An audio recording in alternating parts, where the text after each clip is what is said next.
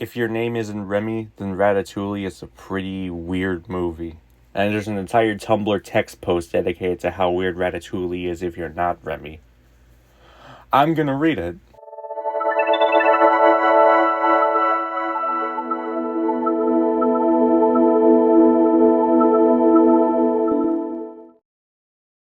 Okay, but Ratatouille from Linguini's perspective, though. You're some broke, awkward guy in his 20s who can't keep a job down to the point that you know that the letter your recently dead mom wrote to her, also dead famous friend's co-worker, contains something about you giving you employment. So you march yourself down to this fancy restaurant, submit yourself to verbal whiplash, fork over what may have been the last thing your mother ever wrote, and become the lowly janitor. Fine, right? I mean, shitty day, week, month, whatever, but you aren't picky. You have a job and you so you can still pay rent.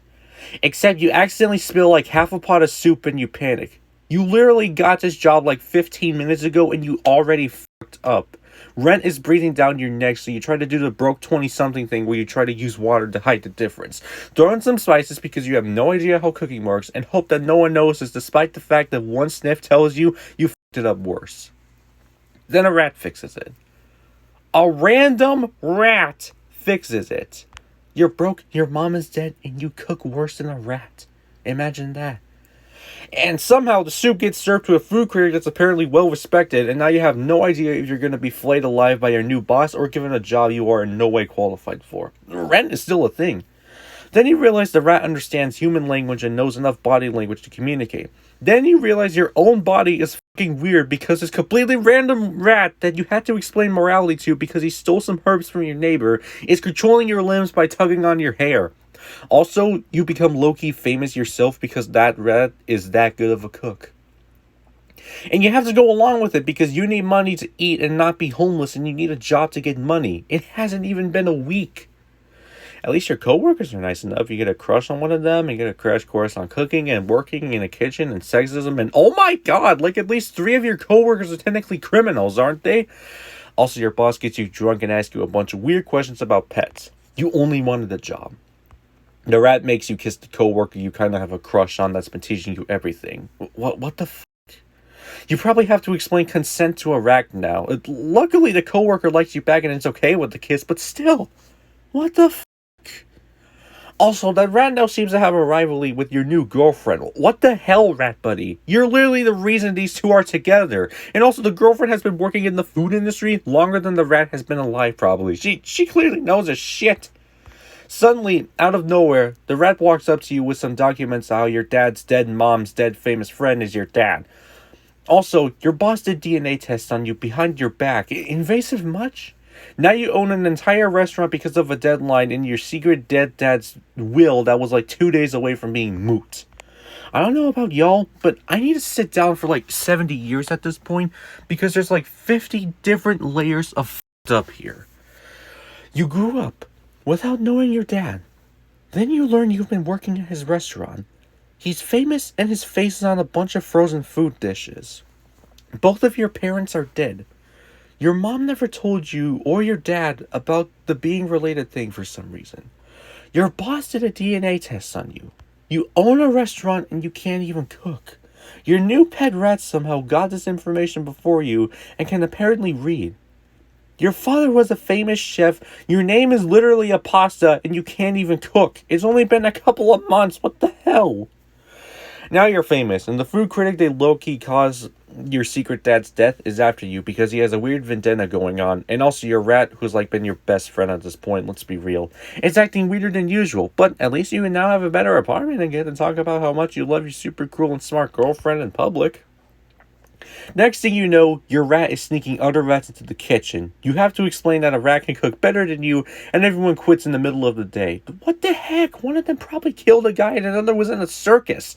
The rat thing is weird, but you can roll with the punches, why can't they? So while you're having a panic attack because of this, your rat unionized his rat friends, and now the kitchen is being run by rats. What can you do? You wait tables because what the hell, you're in way too deep at this point. Also, side note, Linguini totally missed out on his true calling as a professional roller skater or something. Dude's graceless even when he isn't being piloted by a rat, but on a set of roller skates, he's friggin' amazing. Luckily, your super smart, maybe ex-girlfriend comes back, even if the whole rat thing is still throwing her off. But hey, it's probably nice to have somebody acknowledge the weirdness of this entire thing without jumping ship. Apparently, the food your rat cooks is so good that the food critic that low-key killed your dad reevaluates his entire life and now wants to meet the person that made the meal. What do? Your maybe ex-girlfriend is the only other human here. Do you say she made it, or do you show him the rat? You decide to make the super important, super harsh food critic wait hours. Then you and your probably girlfriend have to show off how you're weirdly drift compatible with a rat. The food critic just thanks you for the meal and leaves. What do? Also, at some point during the night, the rats kidnap your weirdly invasive ex-boss and the health inspector. So yeah, you should probably deal with that. Then the food critic that low-key led to your dad's death writes this inspirational piece that criticizes critics, taking his own career in the process, only for the health inspector to shut down your dad's restaurant. But okay, the now ex-food critic now takes the money he made shattering the dreams of other chefs and invests in your rat best friend's dreams, and now he's kind of your friend and you work at the rat's restaurant with your amazing girlfriend. All this happened in only a few months. You just wanted a job. Linguini's a fucking champion for putting up with all this, I swear to God. And that's not all. I need a day to process this because holy shit. I have thoughts, but I need to sit down. Not to mention, right before Linguini kisses Colette, she was mad at him because he wasn't talking. He wasn't talking because he was asleep, probably from the drunk night. Remy was making him stand up and he was still asleep, so Colette started yelling at him because she thought he was ignoring her.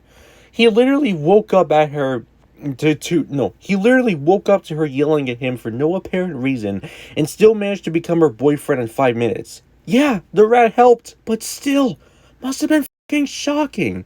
Props to him for just rolling with it the entire movie. That's honestly an impressive read-through.